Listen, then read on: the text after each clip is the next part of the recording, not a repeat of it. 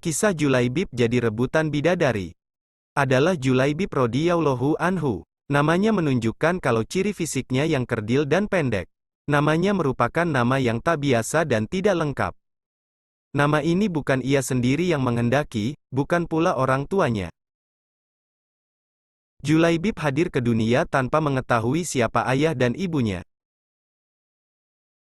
Warga sekitar tidak tahu, atau tidak mau tahu tentang nasabnya. Bagi masyarakat Yasrib, Madinah, tidak bernasab dan tidak bersuku merupakan aib besar.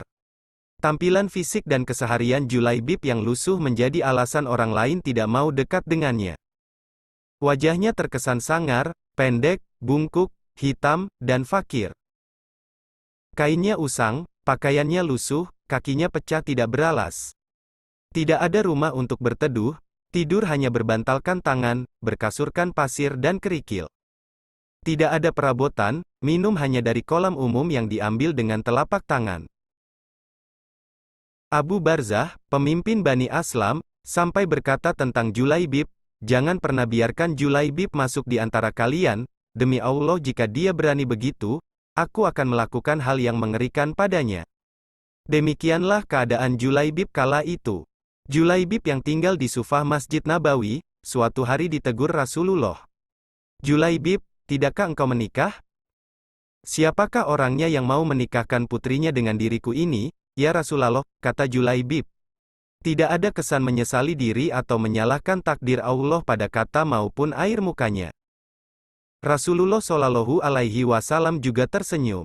Mungkin memang tidak ada orang tua yang berkenan kepadanya. Namun hari berikutnya, Rasulullah kembali menanyakan hal sama. Dan Julaibib menjawab dengan jawaban yang sama. 3 kali, 3 hari berturut-turut.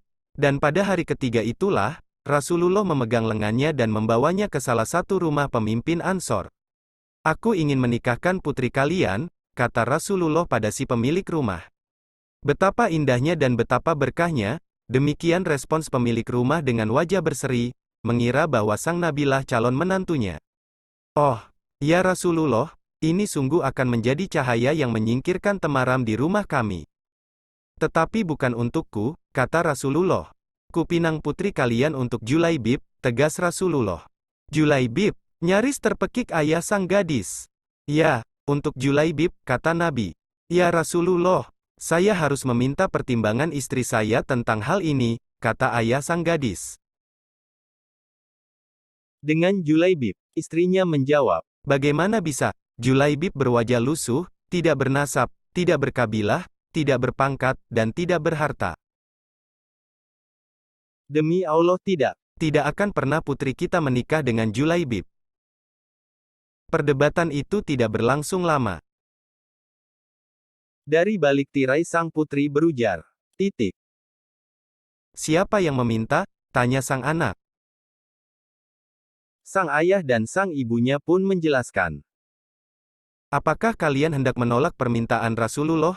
Demi Allah, kirim aku padanya. Dan demi Allah, karena Rasulullah yang meminta, maka tiada akan membawa kehancuran dan kerugian bagiku," kata sang gadis sembari membaca ayat Quran surat Al-Ahzab, halaman 36. Dan Nabi dengan tertunduk berdoa untuk sang gadis solihah itu. "Ya Allah, limpahkanlah kebaikan atasnya, dalam kelimpahan yang penuh berkah. Jangan kau jadikan hidupnya payah dan bermasalah." Demikian doa indah Rasulullah. Maka benarlah doa Nabi Shallallahu Alaihi Wasallam. Tak lama kemudian Allah karuniakan jalan keluar baginya. Kebersamaan di dunia ternyata tidak ditakdirkan terlalu lama. Meski di dunia sang istri solihah dan bertakwa, tapi bidadari telah terlampau lama merindukannya di surga. Hingga suatu ketika Rasulullah begitu kehilangan. Pada akhir pertempuran, Nabi Shallallahu Alaihi Wasallam bertanya, "Apakah kalian kehilangan seseorang?" "Tidak ya Rasulullah." Serempak sahabat menjawab, "Sepertinya Julaibib memang tidak berarti di kalangan mereka." Rasulullah menghela nafasnya.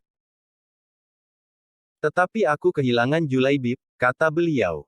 Para sahabat tersadar, dan segera mencari Julaibib. Maka Julaibib yang mulia pun ditemukan. Ia terbunuh dengan luka di sekujur tubuh dan wajahnya. Di sekitar jasadnya, ada 7 jasad musuh telah dibunuh. Rasulullah dengan tangannya sendiri mengafani Julaibib. Beliau menyalatkannya dan berdoa, "Ya Allah, dia adalah bagian dari diriku dan aku adalah bagian dari dirinya." Demikian kisah Julaibib yang akhir hayatnya berakhir syahid. Rupanya memang tidak seelok para bangsawan, harta tak sebanyak yang dimiliki para raja, namun bidadari surga berebut menginginkan sosoknya.